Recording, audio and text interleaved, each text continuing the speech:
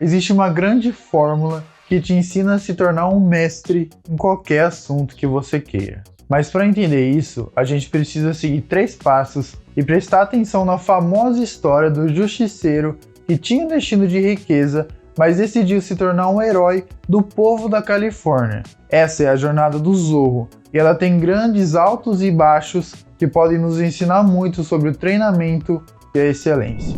Nós somos o que fazemos repetidamente.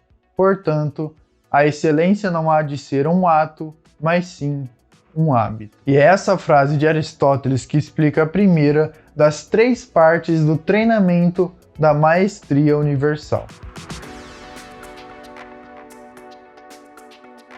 O pensamento de Aristóteles parte do pressuposto que grandes atos de bravura e coragem não são o que importam, porque afinal nós somos o que fazemos repetidamente. E se nós somos o que nós fazemos repetidamente, para se tornar um mestre no assunto que a gente quer, não basta fazer a nossa tarefa com muita excelência uma vez só, mas na verdade é necessário tornar a própria excelência em um hábito. Então a primeira parte da fórmula da maestria é construir um hábito de excelência e esforço. Para se tornar um mestre, é necessário que em toda prática, em todo treino, exista excelência dentro do seu atual limite. Sendo a excelência um hábito, por que uma pessoa é mais eficiente que outra e faz a mesma tarefa em menos tempo se as duas já estão habituadas a agir e se esforçar com excelência? Isso acontece por conta da esfera de conhecimento e poder. A performance e a eficiência de alguém em uma tarefa não depende somente da vontade e do esforço da pessoa, mas também do nível de conhecimento e de controle da situação que a pessoa tem. Ou ainda melhor, do quanto a pessoa acredita ter conhecimento contra o tanto que ela realmente tem. E é disso que trata a segunda parte do treinamento da maestria universal, que é o ajuste da confiança.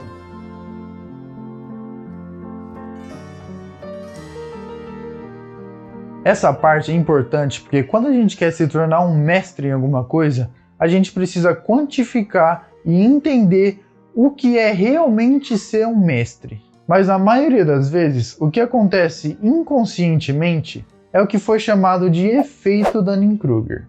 O efeito Dunning-Kruger mostra a relação entre a confiança, ou seja, o quanto a pessoa acredita que sabe, contra o conhecimento, que é o quanto ela realmente sabe. O que acontece é que a confiança passa por fases desproporcionalmente grandes ou pequenas em relação ao conhecimento que a pessoa realmente tem. Então a curva desse efeito desenhada em um gráfico fica assim. No primeiro ponto, a confiança e o conhecimento são baixos. Ou seja, esse é aquele ponto em que a pessoa acaba de se deparar com algum assunto e não faz a mínima ideia de como funciona ali dentro. E é aí que chega o segundo e mais perigoso ponto do efeito Dunning-Kruger, que é quando a pessoa tem pouco conhecimento, mas um nível de confiança muito alto. É nesse ponto que acontecem os piores erros, e também é onde a gente está mais suscetível a errar de um jeito que não vai dar mais para consertar. E geralmente as pessoas só passam para o próximo ponto depois de uma grande queda ou de um grande erro, que vem da confiança excessiva, onde ela não tem ainda uma prática suficiente para saber o que fazer. E então é no terceiro ponto que a pessoa percebe que ela realmente não é tão boa quanto ela imaginava que era. É no terceiro ponto, depois de quebrar a cara, que vem aquela sensação do quanto ainda pode ser aprendido. Esse ponto é como se você subisse até o telhado da sua casa. Você vai ter que gastar a energia necessária para aprender como e para realmente subir no telhado da sua casa.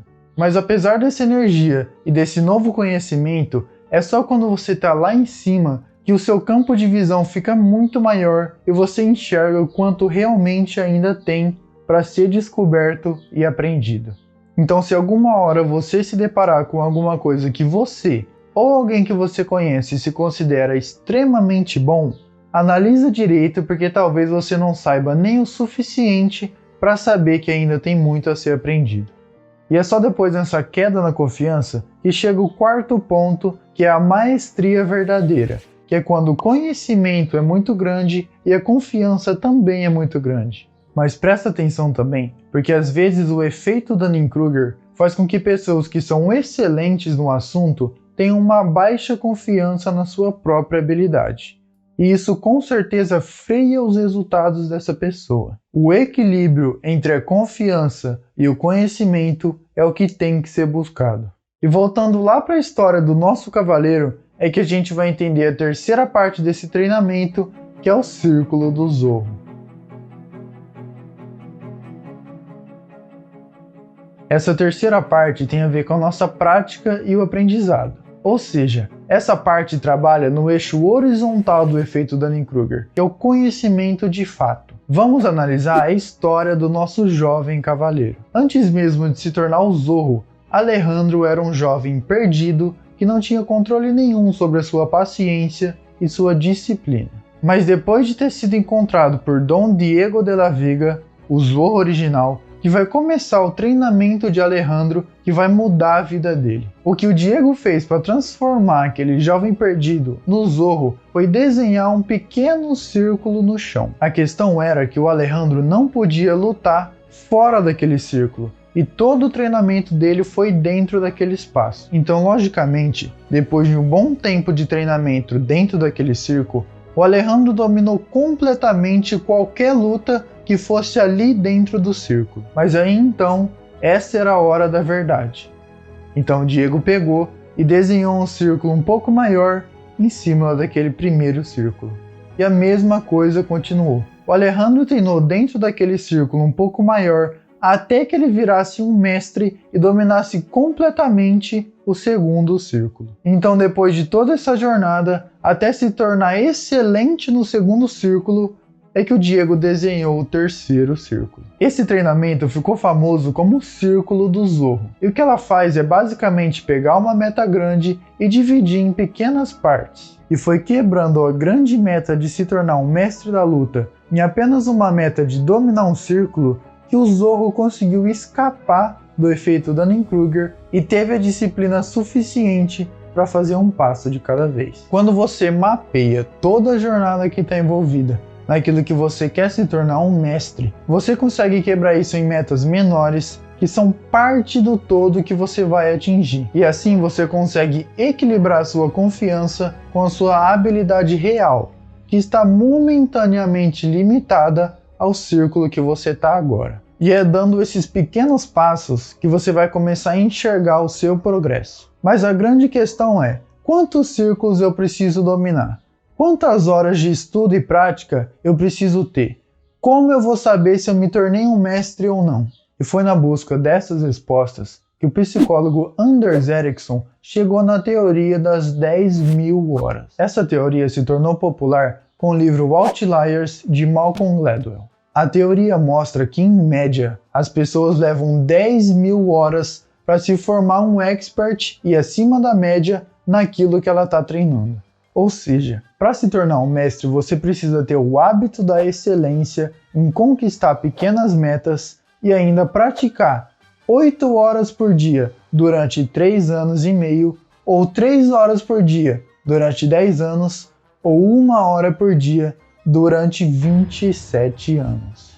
Mas lembra que isso é uma média, e pode ser mais rápido ou mais devagar de acordo com as suas circunstâncias. Mas se você quer diminuir esse tempo, assiste esse vídeo aqui que te dá 3 estratégias para fazer a sua prática mais produtiva, aí aplica isso quando você for conquistar o seu próximo círculo.